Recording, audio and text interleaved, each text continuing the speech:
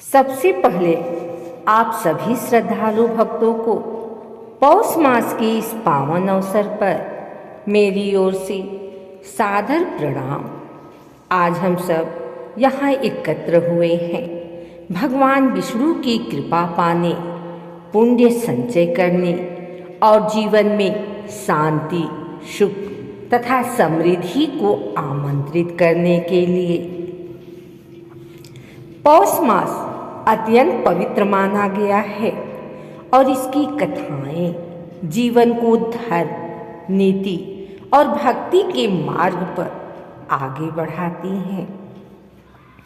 इसलिए आइए भक्ति भाव से मन को शांत करके श्री हरि का स्मरण करते हुए पौष मास की कथा का अध्याय 2 प्रारंभ करते हैं।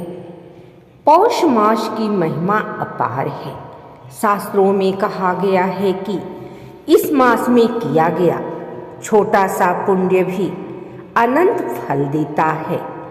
अध्याय 1 में जब राजा शशांक और ऋषि वामदेव की पहली भेंट हुई थी, तब राजा के मन में एक प्रश्न जागा था। असंतोष, भय और दुख से ग्रसित रहता है। अध्याय 2 की कथा इसी प्रश्न का उत्तर खोजते हुए आगे बढ़ती है। राजा विनम्रता से पूछा, गुरुदेव, मैंने भव्य राजमहल बनाए, यज्ञ किए, प्रजा का पालन किया, फिर भी मन में एक शून्यता है। क्या यह सामान्य है? ऋषि मुस्कुराए और बोले, राजन, संसार में 3 बाधाएं हैं जो मनुष्य के सुख को निगल जाती हैं। अहंकार, अतृप्ति, अज्ञान। इन तीनों के रहते मनुष्य चाहे स्वर्ग जैसी वैभवशाली स्थिति में क्यों न रहे, मन बेचैन ही रहता है। पौष मास इन तीनों दोषों को दूर करके मनुष्य को शांति देता है।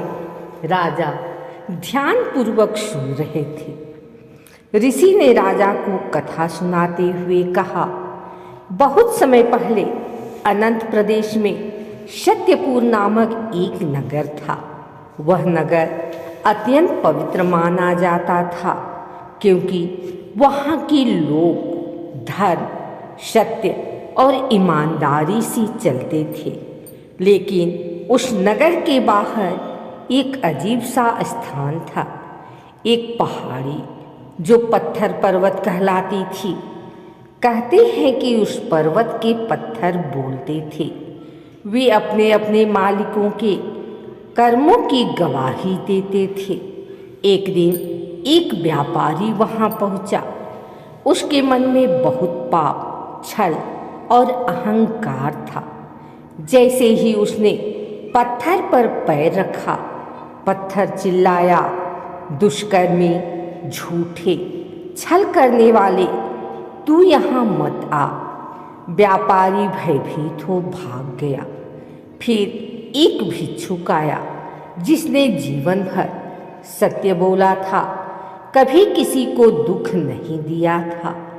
उसने जैसे ही पत्थर पर कदम रखा, पत्थर मधुर स्वर में बोला, पवित्र आत्मा, तुम पर भगवान की कृपा है। राजा शशांक ने आश्चर्य से पूछा, गुरुदेव, पत्थर कैसे बोलते थे? ऋषि बोले, राजन, वास्तविकता में पत्थर नहीं बोलते थे, बल्कि मनुष्य का आत्मा चेतन ही उसमें प्रतिबिंबित होती थी। यही पौष मास का रहस्य है। मन पवित्र होगा तो प्रकृति भी मधुर लगेगी। मन अपवित्र होगा तो संसार भी शत्रु जैसा प्रतीत होगा। एक रात ऋषि ने राजा से कहा, राजन, यदि तुम सच में शांति चाहते हो तो आज रात्रि तुम्हें एक व्रत रखना होगा। तुम एकांत में बैठकर अपने मन के दोषों को पहचानना। पौष मास में यह व्रत अत्यंत फलदायी होता है। राजा सहमत हुए।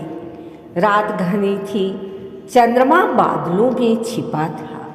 राजा अकेले एक वृक्ष के नीचे ध्यान में बैठे। धीरे धीरे उन्हें अपने पुराने कर्म याद आने लगे। युद्ध में अनावश्यक क्रूरता, सेवकों से कड़वा व्यवहार, अपनी उपेक्षा से रानी का मन दुखाना, भोज, वैभव और दिखावे का अहंकार। राजा का मन भारी हो गया। अचानक उन्हें लगा जैसे अंधेरा स्वयं उनसे बातें कर रहा हो। शशांक, तुमने बहुत कुछ पाया पर स्वयं को खो दिया। राजा कांप उठे। वे समझ गए मन की सबसे बड़ी बाधा स्वयं की गलतियों को न मानना। राजा ने आंसू बहाते हुए कहा, हे भगवान, मुझे क्षमा करें। मैं अपने दोषों को दूर करना चाहता हूँ। कृपया मेरा मार्गदर्शन करें। जैसे ही उन्होंने यह कहा, आकाश में एक दिव्य प्रकाश चमका। वह भगवान विष्णु का तीर था। गरुड़ के पंखों की ध्वनि सुनाई दी और दिव्य आवाज गूंजी। राजन, जब मनुष्य अहंकार छोड़ देता है तभी दिव्य प्रकाश उसके जीवन में प्रवेश करता है। प्रकाश ने राजा के मन का अंधकार मिटा दिया। राजा ने अनुभव किया कि जीवन में पहली बार उनका हृदय हल्का हो गया है। सुबह होने पर राजा ऋषि के पास पहुँचे। गुरुदेव, मैं बदलना चाहता हूँ। कृपया मुझे धर्म का वास्तविक स्वरूप बताइए। ऋषि बोले, धरती को देखो राजन, वह सबका भार उठाती है, अच्छा हो या बुरा, पर शिकायत नहीं करती। यही धर्म है। बिना घमंड किए दूसरों का भला करना, बिना शर्त प्रेम करना, बिना अपेक्षा दूसरों की सहायता करना। राजा चुप थे। उन्होंने महसूस किया कि धर्म केवल मंदिर जाना या यज्ञ करना नहीं है, बल्कि व्यवहार में पवित्रता है। ऋषि ने एक और कथा सुनाई। एक गांव में एक वृद्धा रहती थी। उसके पास भोजन कम, धन कम और वस्त्र भी फटे पुराने थे, लेकिन वह रोज भगवान के मंदिर में एक छोटा सा दीप जलाती थी। एक दिन एक धनी व्यापारी ने भव्य दीप जलाए। उसने सोचा, मेरे बड़े दीप से मंदिर जगमगाएगा, वृद्धा का छोटा दीप क्या करेगा। रात में तेज आंधी चली, सभी बड़े दीप बुझ गए, सिर्फ वृद्धा का छोटा दीप जलता रहा, क्योंकि वह दीप लोभ से नहीं भक्ति से जला था। ऋषि बोले, राजन, भगवान बाहरी वैभव नहीं देखते, वे मन की निर्मलता देखते हैं। यही पौष मास का सार है। साधना और उपदेशों के बाद राजा शशांक ने अपने महल में बड़े सुधार किए। प्रजाजन की समस्याएं सुनने के लिए दरबार खोला, सेवकों का सम्मान बढ़ाया, गरीबों को अन्न और वस्त्र दान दिए, वनस्थली में वृक्षारोपण कराया, अनाथ बच्चों के लिए गुरुकुल स्थापित किया। प्रजा को लगा कि जैसे राजमहल में नया सूर्य उदित हुआ है। कहते हैं, जहाँ सत्य, धर्म और भक्ति होती है, वहाँ लक्ष्मी स्वयं आती हैं। एक दिन रात्रि में राजा ध्यान कर रहे थे। अचानक कच्छ में पुष्पों की सुगंध फैलने लगी। एक दिव्य प्रकाश प्रकट हुआ। देवी लक्ष्मी प्रकट हुई और बोली, राजन, पहले तुम्हारा मन अहंकार और तमस से भरा था, इसलिए सुख होते हुए भी शांति नहीं थी। अब जब तुमने पवित्रता को अपनाया है, मैं तुम्हारे राज्य में सदैव वास करूंगी। राजा ने विनम्रता से प्रणाम किया। ऋषि ने अध्याय के अंत में राजा को 3 उपदेश दिए।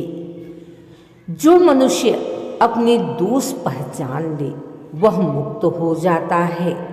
जो भक्ति और सेवा करे उसके जीवन में देवी लक्ष्मी कभी नहीं जाती। पौष मास वह मास है जहाँ मन का दीपक जलाने से सारे अंधकार दूर हो जाते हैं।